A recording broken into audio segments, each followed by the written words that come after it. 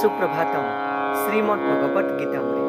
আজি শ্ৰীমদ ভগবত গীতাৰ ৰাজগুহ্যযোগ নামৰ নৱম অধ্যায়ৰ অষ্টবিংশতি সংখ্যক শ্লোকভাগী হৈছে এনেধৰণৰ। শুভাশুভা ফলৈৰেৱং মোক্ষস্যে কৰ্মবন্ধনৈঃ সন্ন্যাসযোগযুক্তাত্মা বিমুক্ত মামুপৈষ্যসি। এই বিশিষ্ট শ্লোকভাগীৰ বক্তা হৈছে শ্ৰীমদ ভগৱত শ্ৰীকৃষ্ণ। শ্লোকভাগীৰ অসমীয়া অৰ্থ হৈছে এনেধৰণৰ। এইদৰেই তুমি কৰ্মৰ পৰা আৰু কৰ্মৰ শুভ আৰু অশুভ ফলসমূহৰ বন্ধনৰ পৰা মুক্তি লাভ কৰিবা। সন্ন্যাস যোগৰ অনুশীলন কৰোঁতে মোৰ চিন্তাত মন স্থিৰ ৰাখিব পাৰিলে তুমি মোক্ষ লাভ কৰি মোৰ ওচৰ পাবাহি বুলি কোৱা প্ৰসংগত ভগৱান শ্ৰীকৃষ্ণই সখা অৰ্জুনৰ আগত এই বিশিষ্ট শ্লোকভাগীৰ অৱতাৰণা কৰিছে। শ্লোকভাগীৰ প্ৰসংগাৰ্থত ভাষ্যকাৰে উল্লেখ কৰিছে যে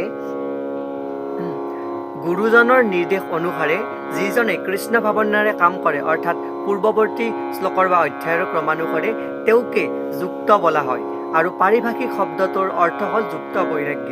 আৰু এই কথা শ্ৰী ল প্ৰভু গোস্বামীদেৱে তেখেতৰ যি বিশিষ্ট গ্ৰন্থ ভক্তি ৰসামৃত সিন্ধুত উল্লেখ কৰিছে যে অনাসক্তস্য বিষয়ান যথাৰ্হমুপয়ুঞ্জতঃ নিৰ্বন্ধঃ কৃষ্ণ সম্বন্ধে যুক্তং বৈৰাগ্যমুচ্যতে। অৰ্থাৎ যুক্ত বৈৰাগ্য কাক কোৱা হয় সেই প্ৰসংগত উল্লেখ কৰিছে যে যিমান দিন আমি এই জড় জগতত থাকিব লাগিব সিমান দিন আমি কৰ্ম কৰিবই লাগিব। আমাৰ কৰ্মই ধৰ্ম। আমি কাম নকৰাকৈ থাকিব নোৱাৰোঁ। গতিকে যদি কাম কৰি কামৰ ফলখিনি কৃষ্ণলৈ অৰ্পণ কৰা হয় তেতিয়া তাক বোলা হয় এই যুক্ত বৈৰাগ্য। আৰু স্বৰূপাৰ্থত সন্ন্যাসৰ ভাৱ লৈ এনেদৰে কৰ্মসমূহ কৰিলে মনৰ দাপোনখন পৰিষ্কাৰ হৈ পৰে আৰু কৰ্ম কৰোতাজনৰো আধ্যাত্মিক উপলব্ধিৰ ক্ষেত্ৰত ক্ৰমে উন্নতি লাভ কৰি গৈ শেষত তেওঁ পৰম পুৰুষ পৰমেশ্বৰৰ ওচৰত নিজকে সম্পূৰ্ণৰূপে সঁপি দিয়ে। আৰু সঁপি দিয়াৰ ফলত এই অৱশেষত যি কাৰ্যসিদ্ধি হয় সেই কাৰ্যসিদ্ধিৰ মুখ্যত্ব লাভ কৰে, আৰু সেই মুক্তিয়েই হৈছে বিশিষ্ট মুক্তি। আৰু সেই বিশিষ্ট মুক্তি লাভ কৰাৰ ক্ষেত্ৰত তেনে এজন ব্যক্তিৰ জাগতিক সমালোচনাৰ যি ঊৰ্ধত বুলি কৈছে, আৰু কৃষ্ণৰ সমালোচনাৰ ঊৰ্ধত তেওঁৰ যি স্থান সেই স্থানৰ কথা ইয়াতে উপস্থাপন কৰিছে। আৰু তেওঁ ভগৱান কৃষ্ণই মোক্ষ লাভৰ পথ সুগম কৰে বুলি ইয়াতে উল্লেখ কৰিছে। এয়াই উক্ত বিশিষ্ট শ্লোকভাগীৰ সৰল গুণাৰ্থ।